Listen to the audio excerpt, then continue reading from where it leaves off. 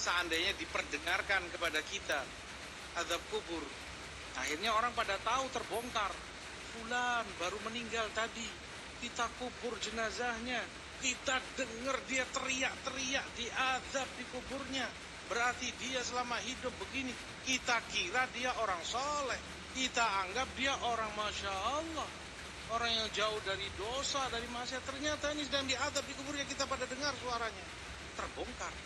Tapi karena kalian saling mengubur, Rasulullah kata, yang satu meninggal dikubur oleh saudara-saudaranya muslimin, yang satu meninggal demikian dikubur, sehingga tidak diperdengarkan azab itu. Mastur, ditutupi, min sitrillah, Allah tutupi hambanya, bahkan setelah dia mati, nggak ada yang tahu. Kalaupun seandainya dia diazab dikubur, nggak ada yang dengar, sehingga tetap orang dalam keadaan mastur, tertutupi. Kalaupun seandainya dia diazab, orang nggak tahu yang hidup bahwa dia ternyata pernah melakukan ini, pernah melakukan itu. Nama dia di kalangan mukminin, saudara-saudara, tetap harum, dianggap orang baik. Wah, kata min sitrillah li ibadi.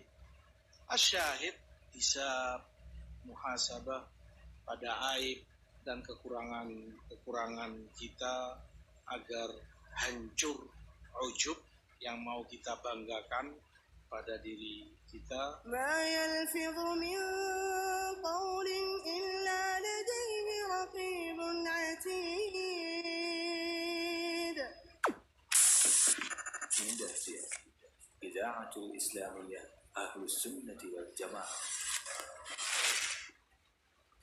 Terima kasih Anda masih bersama kami di 91,8 FM Radio Indonesia, siaran dakwah Ahlussunnah wal Jamaah. Baiklah saudara kaum muslimin, dimanapun Anda berada, kita akan dengarkan rekaman acara indahnya ibadah dengan sunnah bersama Ustaz Rehan Bajri Hafidhullah Ta'ala sebagai ganti untuk acara yang bisa kita siarkan secara langsung dari studio Indosiar, karena qadarullah beliau berhalangan hadir untuk menyampaikan faedah-faedahnya di acara ini. Kita akan putarkan pada pertemuan sebelumnya, yaitu bab kewajiban sholat 5 waktu. Semoga bermanfaat, dan kami dari studio mengucapkan selamat mendengarkan. Barakallahu fikum.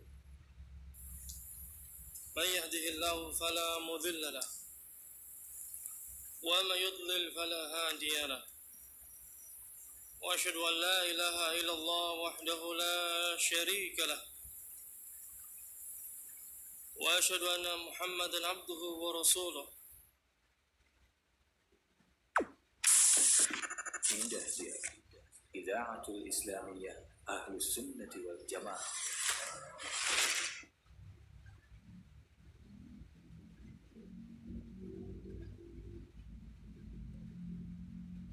أعوذ بالله من الشيطان الرجيم. بسم الله الرحمن الرحيم. الحمد لله رب العالمين الرحمن الرحيم مالك يوم الدين إياك نعبد وإياك نستعين اهدنا الصراط المستقيم صراط الذين أنعمت عليهم غير المغضوب عليهم ولا الضالين.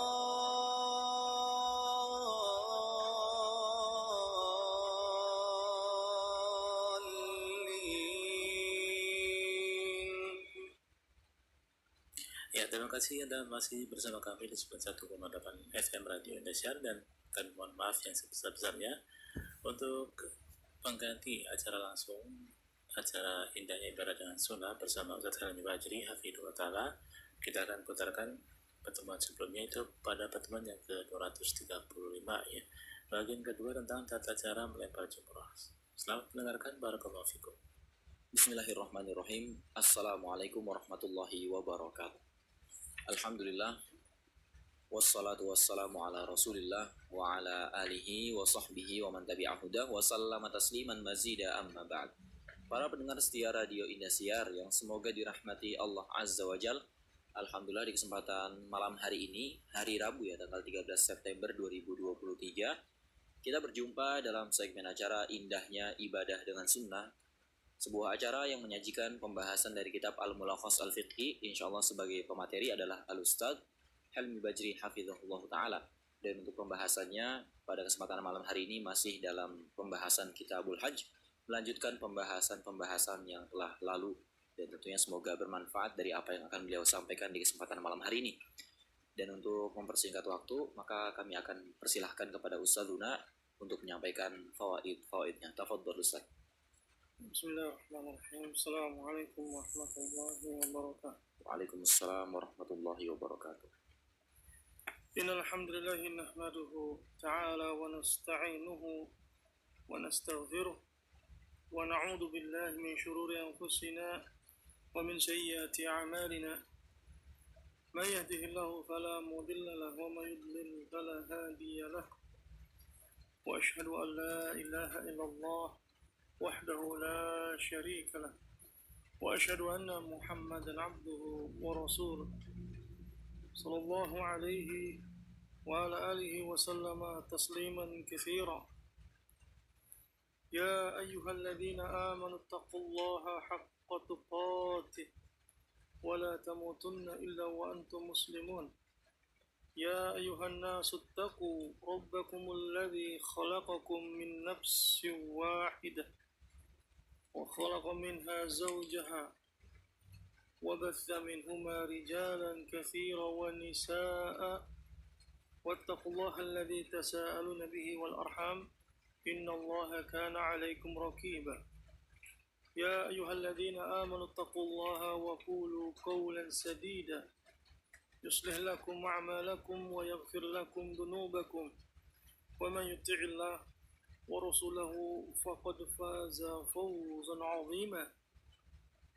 ثم أما بعد فإن أصدق الحديث كتاب الله وخير الهدي هدي محمد صلى الله عليه وعلى آله وسلم وشر الأمور محدثاتها فإن كل محدثة بدعة وكل بدعة ضلالة وكل ضلالة في النار. أيها المستمعون الكرام رحمني ورحمكم الله. Para pendengar setia Radio Indah Siar dan 1,8 FM, insyaallah ta'ala pada malam hari ini kita akan meneruskan kembali pembahasan kitab Al-Mulakhas Al-Fiqhi, ringkasan fikih yang diringkas oleh Al-Allamah Syekh Shalih Fauzan hafizahullah ta'ala. Dan kita masih dalam pembahasan yang berkaitan tentang Kitabul Hajj, dan terakhir yang telah kita bahas yang diantaranya yaitu tentang melempar jumrah. Nah, ketika dari Muzdalifah kemudian menuju ke Mina dan mengambil kerikil di perjalanan, nah, sebagaimana disebutkan oleh Syekh Shalih hafizahullah ta'ala, wa ya'khud hasal jama' min tariqihi qabla ayasila Mina, dan mengambil dari kerikil yang dipakai untuk melempar jumrah nanti sebelum sampai ke Mina. Dan ini yang afdal. Dan Syekh Shalih menyebutkan pula au ya'khuduhu min Muzdalifah, atau seseorang boleh untuk mengambilnya di Muzdalifah atau di Mina. Dua-duanya boleh. Hal ini sebagaimana Nabi sallallahu alaihi wasallam dalam hadis Ibn Abbas. Ibn Abbas mengatakan bahwa Nabi sallallahu alaihi wasallam ketika di pagi hari beliau akan melempar Aqabah, betul Aqabah, dan beliau di atas kendaraannya.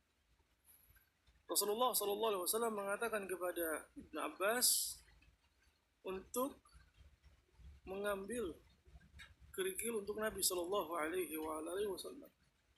Kemudian Ibn Abbas mengatakan, falaqattu lahu sab'a hasiyat, kemudian aku mengambil 7 kerikil, ia hasa khadaf, sebesar satu ruas jari.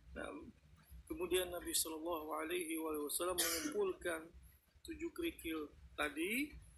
Nabi mengatakan seperti ini, kerikil seperti ini, maka lemparlah jamrah.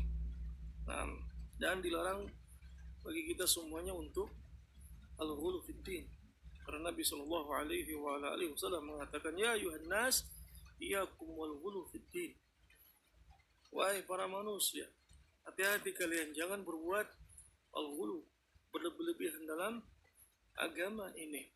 Nabi menyebutkan hal ini menunjukkan bahwa ketika melempar jumrah jangan al-ghulu dengan batu yang besar, atau dengan sendal, atau dengan kayu, atau dengan benda-benda yang lainnya yang tidak disyariatkan.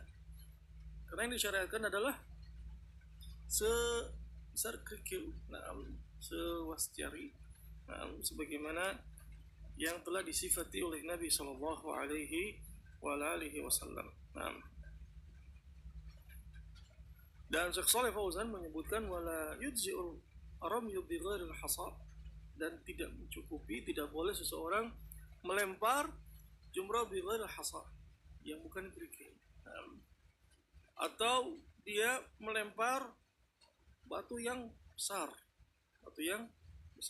karena Nabi Sallallahu Alaihi Wasallam melempar dengan kerikil yang kecil, dan Rasulullah Sallallahu Alaihi Wasallam mengatakan khudhu anni manasikakum, hendaklah kalian mengambil manasik haji kalian dariku, yakni dari Nabi Sallallahu Alaihi Wasallam. Dan ini kita sepatutnya untuk mempelajari tentang kaifiyah dari ibadah kita, baik yang berkaitan tentang haji ataupun yang lain sebagainya, agar ibadah kita diterima oleh Allah Subhanahu wa Ta'ala. Baik, kita teruskan kembali pembahasan kita yang berikutnya. Qala rahimahullah, qala hafidhahullah ta'ala, fa idza wasala ila Mina wa hiya ma baina wadi Muhassir ila jamratil Aqabah, dhahaba ila jamratil Aqabah wa hiya akhirul jamarat mimma yali Makkah wa tusamma al-jamratul kubra, fayarmiha bisab'i hasiyat wahidatan ba'da wahid ba'da tulu'i syams wa yamtaddu zamanur rami ila al-ghurub. Berkata hafizahullah ta'ala, apabila seseorang itu telah sampai di Mina, wahiyya ma baina wadi Muhassir ila jamratil Aqabah, di mana batasannya antara wadi Muhassir sampai jamratul Aqabah, dhahaba ila jamratil Aqabah, dia pergi menuju ke jamratul Aqabah, wahiyya akhirul jamarat mimma yali Makkah, dan jamratul Aqabah di sini akhir dari jamrah yang lebih dekat, paling dekat ke Mekah. Wa tusamma al-jumratul kubra, dinamakan juga jumratul kubra. Jumratul Aqabah dinamakan pula jumratul kubra. Dan jumrah di sana ada 3, jumratul sughra, jumratul wusta, kemudian yang ketiga jumratul kubra atau jumratul Aqabah. Yang disyariatkan ketika melempar jumrah di tanggal 10 bulan Dzulhijjah adalah 1 jumrah saja, yaitu jumratul Aqabah. Ini dinamakan pula jumratul kubra. Di sini sebutkan bahwa posisinya itu yakni di akhir jumrah yang lebih dekat ke Mekah, sehingga seseorang ketika dari Muzdalifah menuju ke Mina, kemudian dia akan melempar jumrah, maka perlu diperhatikan. Jangan sampai dia melihat ada jumrah langsung dia melempar. Padahal itu jumratul sughra. Atau dia melempar jumrah yang berikutnya, padahal itu jumratul wusta, pertengahan. Akan tetapi yang disyaratkan adalah satu saja, yaitu jumratul aqabah. Berbeda dengan nanti di tanggal 11, 12, 13, maka melempar jumrah tiga-tiganya, sughra, wusta, dan juga kubra. Akan tapi di tanggal 10 itu hanya satu saja, yaitu jumratul aqabah. Wa tusamma jumratul kubra fa yarmiha bis'abi hasiyat. Seseorang melempar dengan 7 kerikil. Wahidatan ba'da wahid. Satu. Jangan langsung melempar 7-7-nya. Lempar satu-satu sebagaimana yang telah dilakukan oleh Nabi Shallallahu Alaihi Wasallam.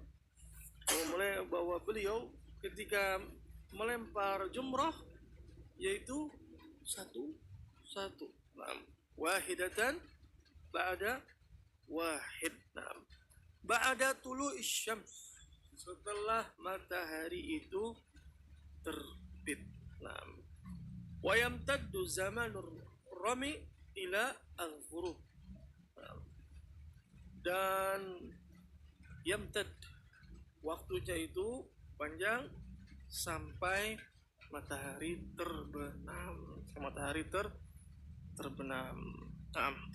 Dan yang disunahkan ketika melempar jumratul aqabah, sebagaimana dalam hadis Ibnu Mas'ud radhiyallahu taala anhu, bahwa Nabi sallallahu alaihi wasallam ketika melempar jumrah jumratul aqabah, posisinya itu sebelah kirinya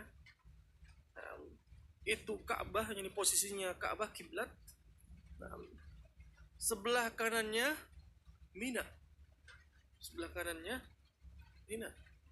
Kemudian Rasulullah SAW melempar jumrah. Ini posisi yang disunnahkan, yang telah dilakukan oleh Nabi Sallallahu Alaihi Wasallam. Baik. Qala rahimahullahu ta'ala, qala hafidhahullahu ta'ala, wala budda an taqa kullu hasah fi haudil jamrah, wala budda an taqa kullu hasah fi haudil jamrah. Dan kerikil itu harus masuk ke haud.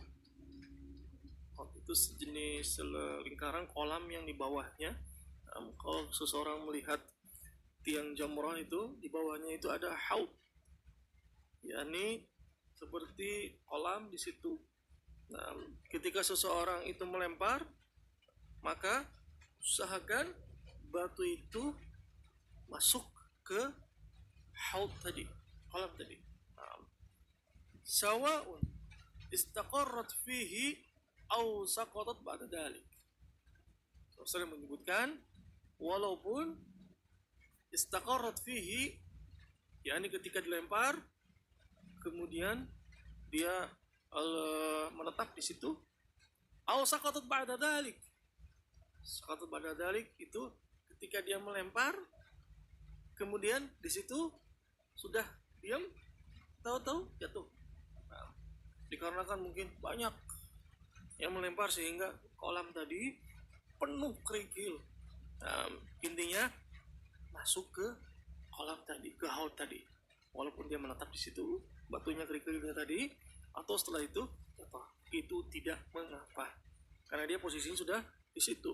Kalau misalkan jatuh dikarenakan karena banyak orang yang melempar jumrah. Baik. Fayajibu 'alal hajj ayusawwibal hasa ila haudil jamrah. Fayajib dan wajib para jamaah haji ayusawwiba, agar mengarahkan kerikil yang dia lempar tadi ke haud, ke kolam tadi, kolam jamrah. La ila amudis syakhis, bukan kepada al-amud syakhis, tiang yang terpanjang. Nah, tiang itu sebenarnya itu tanda. Karena ketika kalau sekarang sudah dijadikan 2 atau 3 tingkat, sehingga jamaah haji tidak berdesak-desakan ketika akan melempar jumrah. Ketika zaman dulu belum dibikin tingkat, sehingga orang-orang melempar, ada yang dari dekat, ada yang pertengahan, ada yang dari jauh dia melempar. Dan tiang tadi itu sebagai tanda bahwa itu adalah tempat jumrah. Itu adalah tempat jumrah. Sehingga menjadi patokan adalah seseorang lempar masuk ke haud tadi, ke kolam tadi. Sedangkan amud, tiang tadi, sebagai tanda. Taib. Fayajibu 'alal haj ay yusawwibal hasa ila haudil jamrah. Wajib bagi para jamaah haji untuk mengarahkan kerikilnya ke kolam jamrah. La ilal amud syakhis, bukan kepada tiang yang terpanjang. Fa inna hadzal amud, karena tiang ini ma bunya li ajli ayurma, tidak dibangun untuk dijadikan tempat melempar. La, bukan. Walaysa huwa maudhi' ram, dan bukan tempat lempar. Wa innama bunya liyakuna alamatan 'alal jamrah. Dibangun tiang tadi yang memanjang ke atas itu untuk menjadi alamat bahwa itu adalah tempat jumrah. Itu adalah tempat jumrah. Nah, sedangkan mahal rami wal haud, tempatnya melempar adalah haud. Falau duribatul hasa fil amud, kalau misalkan dilempar kerikil tadi ke tiang, watarat, kemudian ketika dilempar dia tidak jatuh di kolam, akan tapi mengarah ke kemana saja, intinya tidak jatuh ke kolam.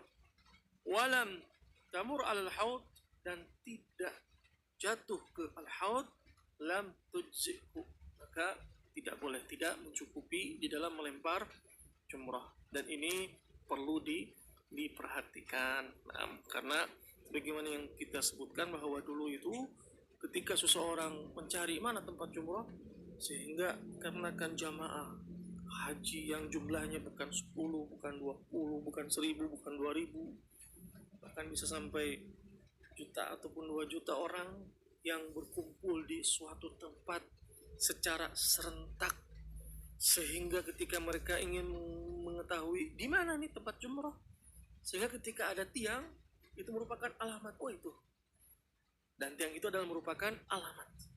Nah, sedangkan melempar jumrahnya adalah ke kolam tadi. Dan sekarang alhamdulillah Allah Subhanahu wa taala telah berikan kemudahan kepada kita semuanya bahwa di dalam melempar jumrah sekarang sudah 2 atau 3 tingkat, sehingga ketika tingkat yang pertama seseorang yang berdesak-desakan bisa ke tingkat yang berikutnya. Kemudian apabila masih berdesak-desakan bisa ke tingkat yang berikutnya. Semuanya telah diarahkan oleh petugas haji dari kerajaan Saudi Arabia.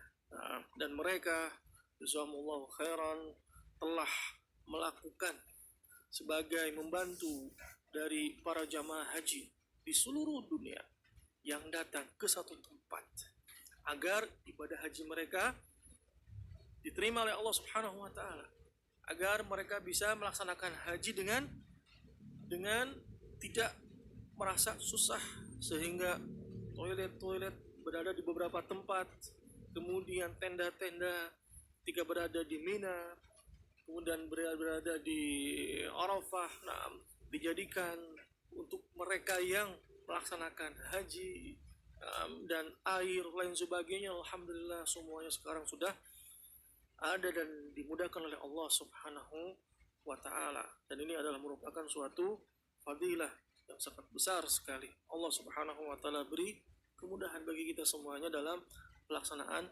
haji, bisa datang ke sana dalam waktu hitungan jam, 11 jam atau 10 jam, langsung ke Madinah atau langsung ke Jeddah, waktu 11 atau 12 jam, tidak kurang dari 1 hari. Berbeda seperti zaman dulu kala seseorang yang melaksanakan haji itu dengan kapal laut, sehingga berangkatnya membutuhkan waktu yang cukup lama, kemudian berada di Mekkahnya cukup lama, berada pulangnya juga waktu yang cukup lama. Sedangkan sekarang alhamdulillah Allah Subhanahu wa ta'ala telah mudahkan kepada kita semua. Qala hafidhahullahu ta'ala wa dha'fatu wa man fi hukmihim yarmunaha ba'da muntasafil lail wa in rama ghairu طيب وإن رمى غير الضعفة بعد منتصف الليل أجزأتهم ذلك وهو خلاف أفضل في حقهم. Orang-orang lemah, uman fi hukmihim, dan juga yang semisalnya, yang sakit, yarmunaha ba'da muntasafil lail, mereka melempar setelah muntasafil lail. Wa in rama ghairu ad-dha'afah ba'da muntasafil lail ajzahum. Kalau ada orang yang melempar jumrah selain dari orang-orang yang lemah setelah pertengahan malam, ajzahum, maka itu cukup bagi mereka, diperbolehkan. Wa khilaful afdal, di sini khilaf afdalan ini telah kita bahas di pembahasan ketika mabit di Muzdalifah. Ketika mabit di Muzdalifah, orang-orang yang lemah, orang-orang yang sakit oleh sebagainya, atau para wanita, diperbolehkan bagi mereka untuk berangkat duluan menuju ke Mina agar tidak berdesak-desakan nanti ketika melempar jumrah. Mereka pergi duluan.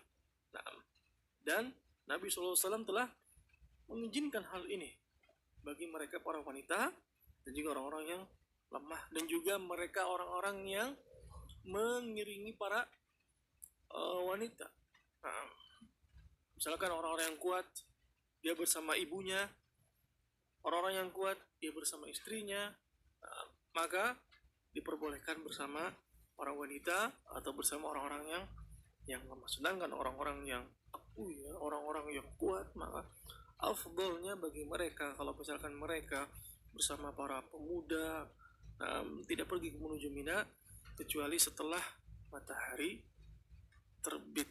Ketika matahari terbit baru menuju ke Mina, dan pembahasan ini telah kita bahas.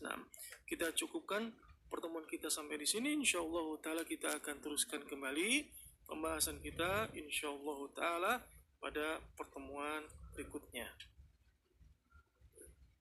Baik para pendengar dimanapun Anda berada, demikian untuk pembahasan dari Kitabul Hajj tentang melempar jumrah. Tentunya semoga apa yang telah disampaikan bisa menjadi bekal kita untuk mendapatkan ilmu tentang haji. Untuk pertemuan malam hari ini di acara indahnya ibadah dengan sunnah, kita cukupkan sampai di sini saja. Insyaallah kita akan kembali berjumpa dalam pertemuan berikutnya di waktu dan juga di gelombang yang sama. Dan kita cukupkan sampai di sini. Akhir kalam, wassallallahu ala nabiyina Muhammadin wa ala alihi wa sahbihi wa sallama tasliman katsira. Subhanakallahumma bihamdik, asyhadu an la ilaha illa anta astaghfiruka wa atubu ilaik. Wassalamualaikum warahmatullahi wabarakatuh. Indahnya Idaatul Islamiyah Ahlus Sunnati wal Jamaah.